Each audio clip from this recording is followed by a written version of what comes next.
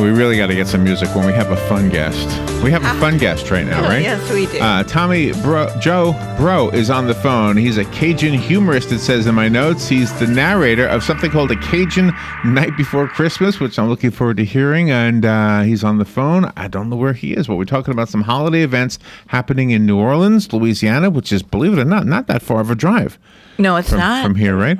Good morning, Tommy Joe Breaux. Good morning, sir. How are you? I'm doing wonderful. How about y'all? Pretty good. I love the way you talk already. Where are you calling from? Louisiana? New Orleans, yes, sir. New Orleans. I like that. New Orleans. Yes, sir. And yeah, you just keep the W going. That's how we say it down here. There's no O. It's New Orleans. New Orleans. Okay. New Orleans. New Orleans. So I'm glad I got it from the expert, because sometimes I'll say New Orleans and somebody will say it's Norlands, like N''Orleans. Exactly. Yeah. Or it's New Orleans. So you're the guy who would know. I guess, yes, sir. So, what makes New Orleans so special? Is it the food? Is it the music? Is it the where it is geographically speaking? What is it? All of the above. All of the above. I tell you, the music, all the jazz music, people love. All the cooks. It's like I told people that cooks in Louisiana, they they don't cook to live; they live to cook. Oh, that's good. They love making new stuff and making it taste as best as it could taste. And that's one of the things that's going on in New Orleans for the holiday season, for Christmas, is they have these dinners at several of the restaurants called Réveillon dinners. What does that mean? And it's where Réveillon is where you go and you just eat seafood and jambalaya, crawfish fry, filet gumbo, and I know that song. And you just that's right. And you just fill up and go walk around. Make it go down a little bit and go back and eat some more until Christmas gets here. You just have a celebration. And a Cajun Night Before Christmas, is that something that you wrote? No, it was a book that was written back in 1973, and it has been around since then. And I contacted the publisher. And this is a long story. It was tough to get through, but finally I got through, and they said, Dr. Calhoun wants you here. So I drove over and went to Pelican. And hold on. Who's Dr. Calhoun? Who's that? He was the owner of Pelican Publishing. Oh, I see. Okay, okay. So he and his wife were sitting in the office, and he said, "Recite the story. I'll go get Tommy a book." And I said, I don't need the book. I know the book. And he said, well, just go ahead and recite it. And so you want to know what the book is? I'll recite it for you now, and then we want to talk a little bit more about New Orleans. Is that okay? Yeah, of course, of course. Yeah, but can I hear it? I mean, I don't know if you want to read it right now or. I'm going to tell it. I'm going to pass it on you right now. Okay, all right. I'm sitting back. All right. All right. Where's the banjo music? Okay. It was the night before Christmas, and all through the house there don't a thing pass, not even a mouse. The cherry beat Nazzle good snug on the floor, and Mama passed the pepper through the crack on the door.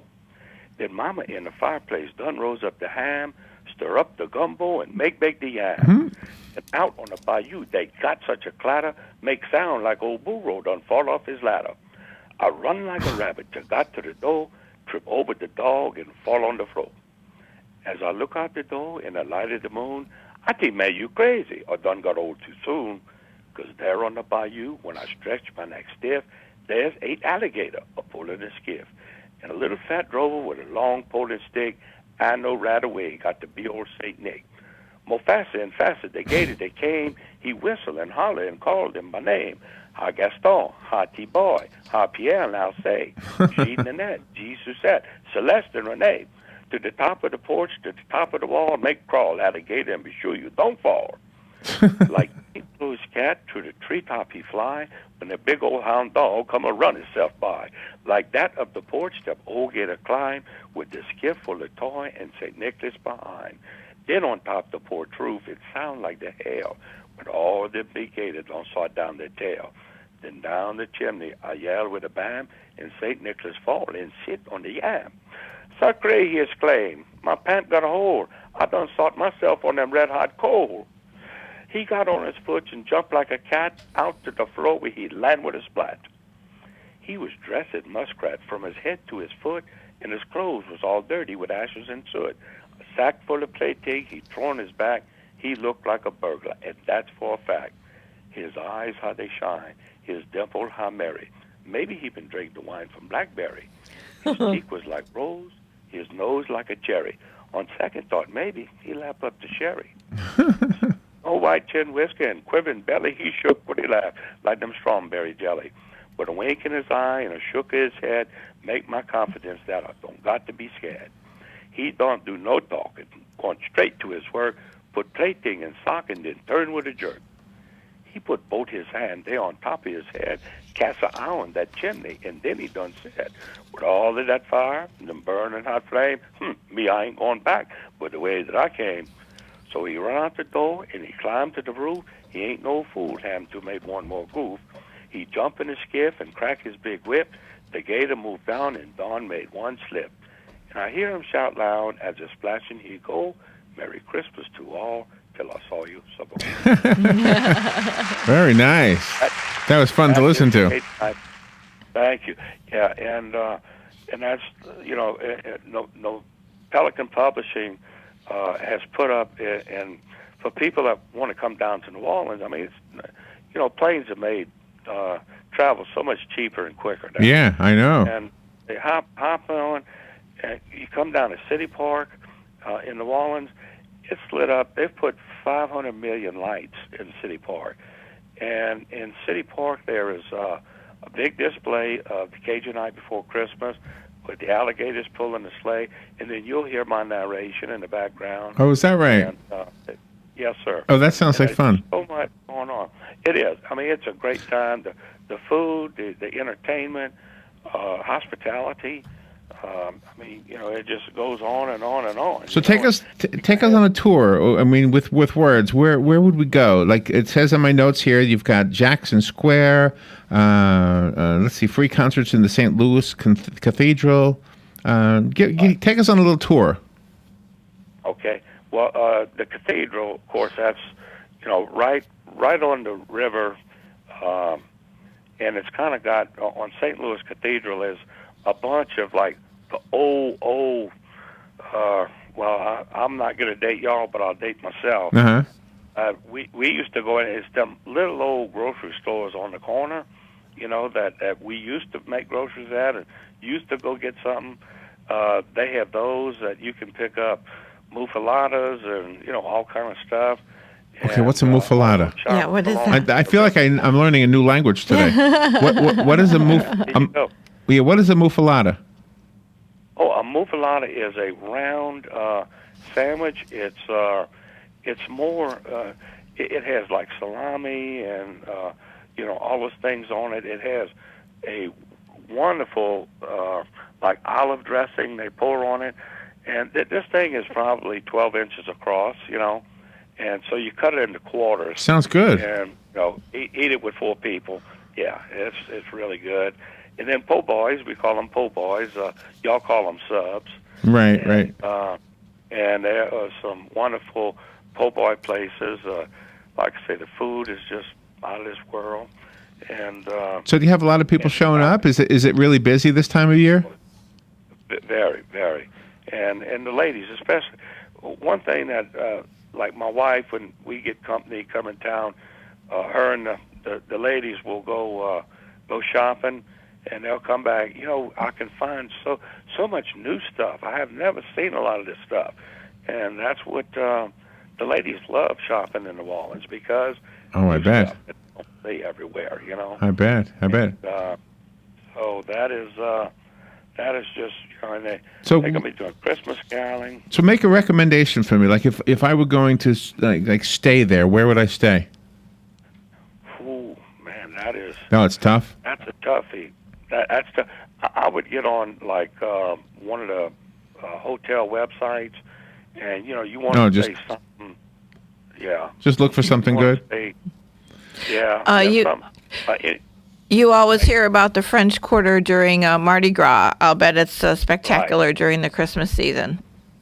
It is. It is, and I mean Mardi Gras is crazy, and Christmas is.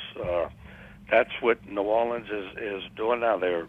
Well, it sounds like fun. come and- Can we get to know a little bit about you, Tommy? Yes, sir. Did you grow up in New Orleans? No, I actually grew up in Biloxi, Mississippi, and my grandpa and all the brothers were from Breaux and a bunch of little towns outside of Lafayette, Louisiana. Uh-huh. And in 1927, they had a big flood of the Mississippi River, and so Grandpa and him moved over to Biloxi to work in the seafood factories. And it's like I've told people, when they crossed the state line, the language came with them, the cooking came with them, the faith came with them, everything came with them. They didn't quit being Cajun because they crossed over, And I mean, so I'm born and raised in Biloxi, as much as anybody from Louisiana is, and of course I moved back there, but growing up with my grandpa, you could actually cut his accent with a knife. I mean, he was so thick because he spoke no English, and that's why when Tommy Joe Breaux gets started, I hear Grandpa, and that's what comes out. And okay. and a lot of people think, I thought I was talking to an 85-year-old man. I said, no, you heard Grandpa, But that's. I'm looking at you on video right now. It's a video on YouTube I found. It says Tommy Joe Breaux tells a joke. I'll have to listen to it later on. So is that what you do for a living? Are you a stand-up comedian? No. I tell you, with the economy and stuff, it's just banquets and things have gone down, and I was also diagnosed with multiple sclerosis in 1986, and so I've had some health problems that don't let me do a lot of things. I'm still walking, which is wonderful. Waking up on the right side of the ground, and I can still go out and enjoy myself, but just have to pace myself. And we'll talk your arm off. Well, you're as charming as can be, sir. I mean, we're just enjoying listening to you. I want to be sure that we're fair to the whole purpose of you being on the air. So it sounds like we want to talk about just kind of getting us all excited about going to New Orleans. And you did mention something before, and I don't even know how to pronounce it right. Was it Revlon dinners? It's Réveillon. Réveillon, like it's a French Réveillon. name. Réveillon. What does that mean? That's a French name. Eat. It's Réveillon dinners. It's just you eat until you just can't eat anymore. I mean, it's just bringing in the. I guess it's the banquet of bringing in Christmas. Oh, okay. Okay. Anytime Cajuns or people in New Orleans have something going on, you're gonna overstuff yourself. Because if you don't, they're gonna be getting insulted, man. Oh, okay. I don't want to insult anybody. Yeah. Oh no, man. Look, you ain't ate but 3 plates, man. Oh no. When I walk out, if I've had 3 plates, after I walk out of the room, do you say, "Did you see how much he ate"? Oh no. We're like, that boy needs to get him a good appetite. We'll tell you, if you turn to the side, stick your tongue out, you look like a zipper. Come over here and get something to eat. We need to put some meat on them. You look like a zipper. You do have another book, which is sort of like a prequel to the Cajun Night Before Christmas, Gaston the Green-Nosed Alligator, that explains everything that's going on in the Cajun Night Before Christmas about the alligators replacing the reindeer and things. Yes, ma'am. I narrated that too for Pelican Publishing, and that is also on the Pelican Pub and Amazon. And so we, it's just, and the books are also in audio, so you can get them in audio. And it's you, right? That's wonderful. You're the voice we hear. The same thing we just heard a little while ago live. Yes, sir. That is exactly right. That is. All right, can you educate me on something? I never understood the difference between Creole and Cajun. What is the difference there? Well, I'll tell you. There's an old joke that goes around. It says, and this comes from my grandpa and all that, very Cajun. They say the Cajun people were poor people. They had 2 chickens at the dinner table. The Creoles was the rich ones.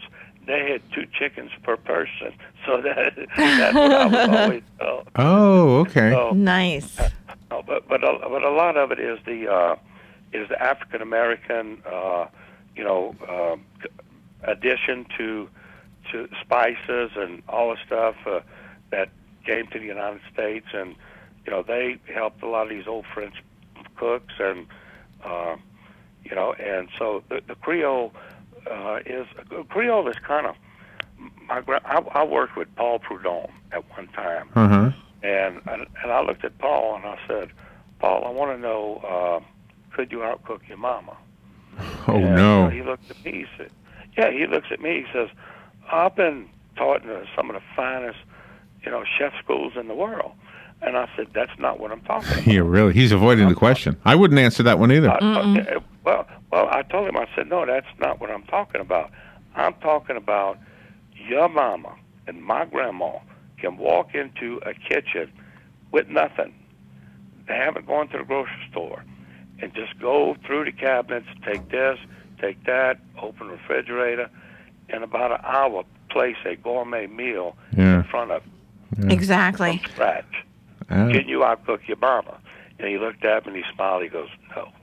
I love what you just said. Do you know what I believe? I believe this, Tommy, that a lot of the great things in America came from the poor people. The great music, the great food, so many things like that. Or the people who had to provide without depending on somebody else. Right, exactly.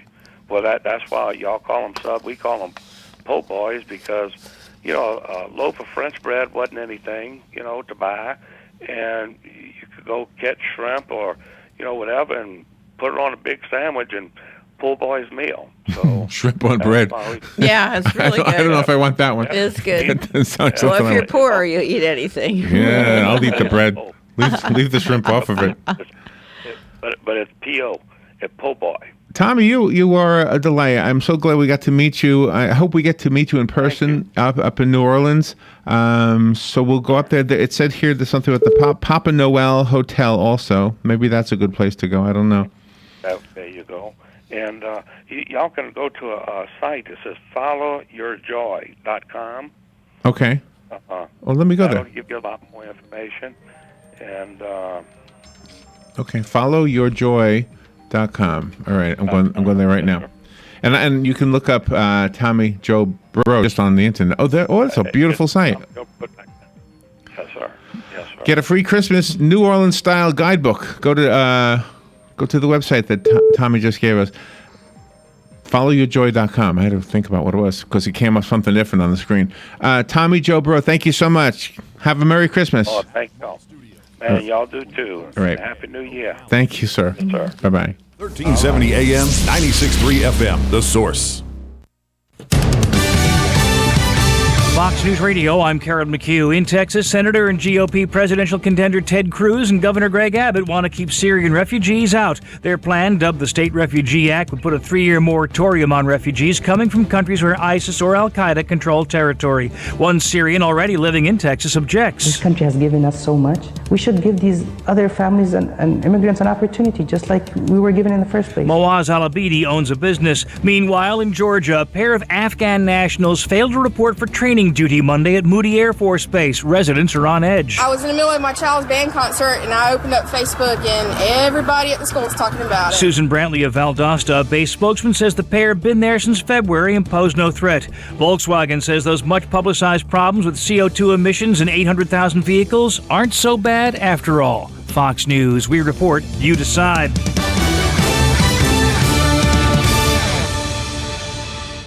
Meet Vince. Vince hurt himself mountain biking on Saturday. Because weekend warrior. Because noob. Hey. Vince is supposed to host an important presentation, but he's not going anywhere in that cast. What should he do? Rhetorical question. Vince should try GoToMeeting, the simple way to host meetings online, complete with video conferencing and screen sharing. Send out a meeting link and anyone can join from any computer, tablet, or smartphone. Just takes a click. Where do I sign up? Visit GoToMeeting.com to start your free 30-day trial. That's GoToMeeting.com. Tomorrow on NBC, Dolly Parton's true story comes to life in a holiday television event. A child with an impossible dream to become a star, facing tragedy and overwhelming struggles with nothing but love and family. Love ain't just a feeling, it's an action. Ricky Schroeder and Jennifer Nettles star in the most inspirational movie of the season, Dolly Parton's Coat of Many Colors. Tomorrow.